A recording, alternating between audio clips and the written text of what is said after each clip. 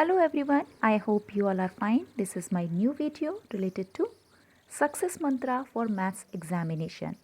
In this video, I am going to discuss with you some tips and tricks for handling the maths exam confidently and successfully. I have observed that many of the students score low marks in mathematics not because they are poor in mathematics but because of the poor handling or some kind of anxiety issue for mathematics. So in this video I am going to share some guidelines, and I guarantee if you are going to follow all those guidelines, that are going to help you a lot for handling the maths paper successfully. So watch this complete video. So in success mantra for the maths examination, I have designed 5 points. My first point is, the first point is related to time management. Okay, the first point is time management. The second point is avoid silly mistakes. The third point is be calm. And the fourth point is proper organization. And the fifth point is practice sample paper. So these are the 5 guidelines, or you can say the tips, that I would like to discuss with you one by one. So the first point is time management. So what is that? In mathematics, time management is the main ingredient if you are preparing a math dish. I completely believe in this. So, if you are handling maths, then definitely time management plays a vital role. Okay, so pay more attention on the time management. Generally, I have observed that many of the students, what do they do? That in the beginning of the question paper, when they start attempting the question paper, they are bit slow. They focus more on handwriting, they focus more on how to draw the margin and planning, but they forgot to maintain the speed. Just because of that, their time management fails and they score low. They won't be able to handle the paper in the last hour. Okay, so my first point is that maintain pace from beginning. If you are attempting the math paper, don't be slow from the beginning. You have to maintain your pace. You just set your mind in that way that from the very first question you have to maintain your speed along with the presentation.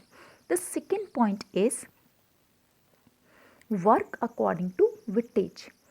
See, you would have seen that the maths paper or all the papers are designed in such a way that the first, second, third question, they are of low weightage, and the last section is always of higher weightage.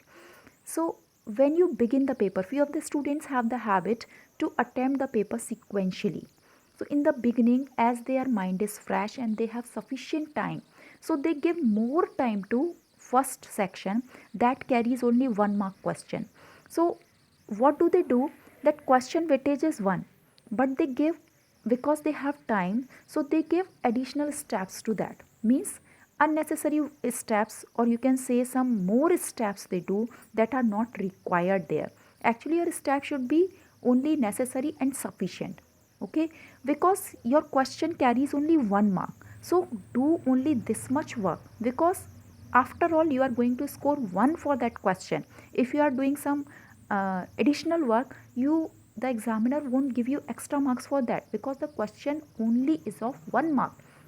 So give only this much time to, means you plan your way in such a way that your time should not be wasted. Okay, if you are maintaining your speed, it's very good. Otherwise, I generally suggest students that you attempt the D section first. D section that has the more weightage. Generally, the D section has the questions that are very obvious question, and most of the students are familiar with those questions. So they are not very tricky. So D section questions, if you are attempting first, then you actually your pressure will be less, because this carries of 24 marks, and if this will be over, you will be in peace that this much work I have already done and that is correct too. So you can give more time to think for 1 mark question, because 1 mark questions are generally very tricky and sometimes you need to pay attention. They don't demand work but they demand attention. So plan in that way and practice more for that. Okay.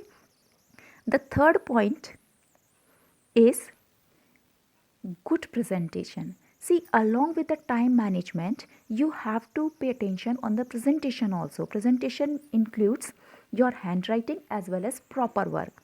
See, maintaining a speed doesn't mean that your handwriting is poor and your work is not proper. You have to write everything correctly without skipping any of the steps, as well as in good handwriting. Your handwriting should be legible.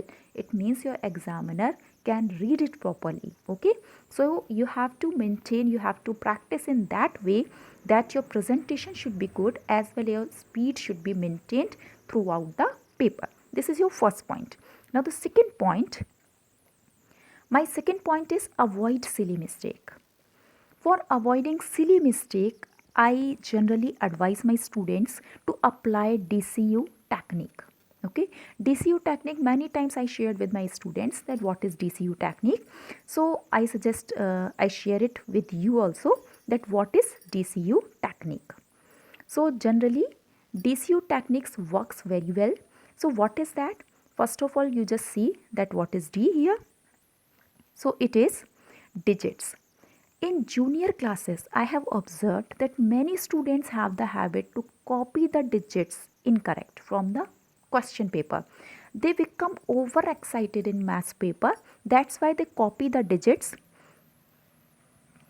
incorrectly from the question paper. So my suggestion is that at the time of copying the questions from the question paper, you just recheck them whether you copied the digits correctly or not.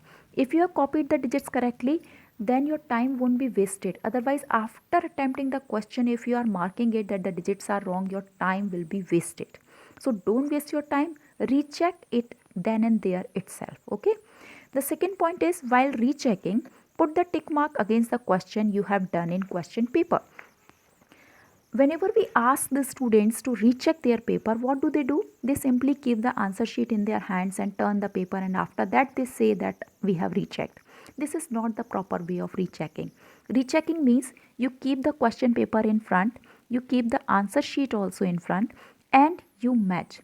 Whatever question you have done in answer sheet, you put a tick mark against those question in the question paper. So whichever question will be left, you will be able to see.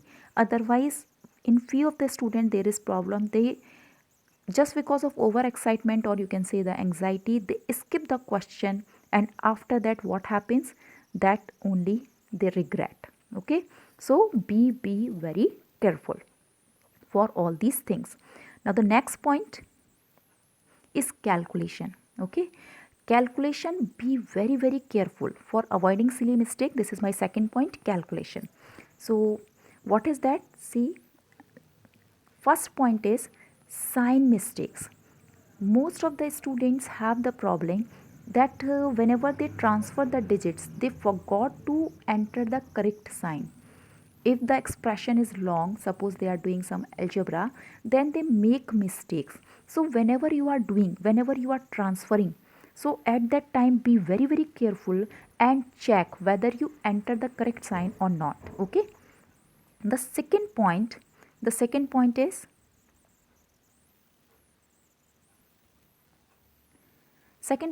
arithmetic operations.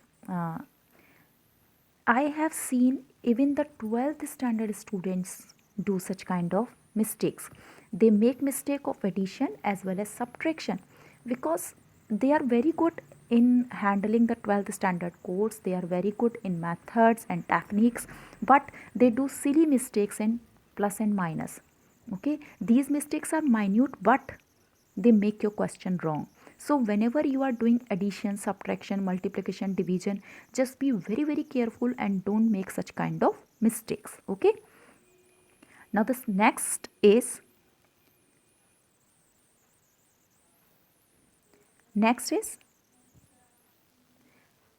taking limits in substitution method. This is also, I observe, this line is only for 12th standard, that whenever you are applying the substitution method, you always remember that either you change the limit, or after solving the question you put the variable back and then you apply the limit. Otherwise your question will be wrong. So this is only for 12th standard. Just be very careful for this. Now the next is ignoring fractional value. This is also, actually I have seen that many of the students have the habit. What do? Suppose the question is like this, 3x square. Then what do? They just write 1 upon 2x and minus 3x square. They forgot to multiply 1 by 2 to 3x square and they make mistake.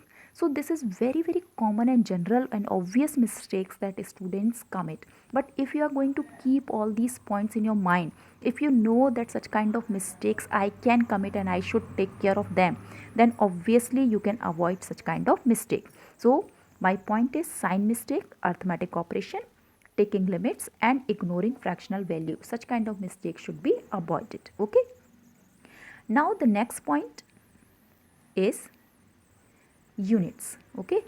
Unit, that is also very important. In junior classes, most of the students have the habit to do the units wrong. Means they copy the wrong units or they don't pay much attention on the units. So whenever you are doing a question, you just highlight the unit that is being given in the question. For example, find perimeter of rectangle with length 1 meter and breadth 80 centimeter. So they know the formula. They are going to write P equals to 2 into L plus B, then 2 into 1 plus 80, and the answer is 162. So first of all, the answer should have the unit, and main thing is that it is in meter and it is in centimeter. Two different units cannot be added and they make such kind of mistakes. So be very careful at the time of writing the units. And those who are appearing in board, you people just write your answers separately because your answer also carries marks.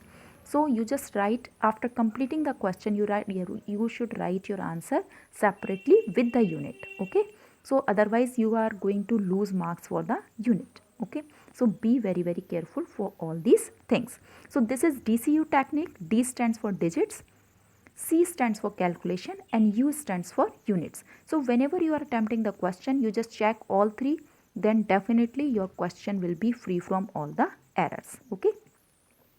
Now the next point,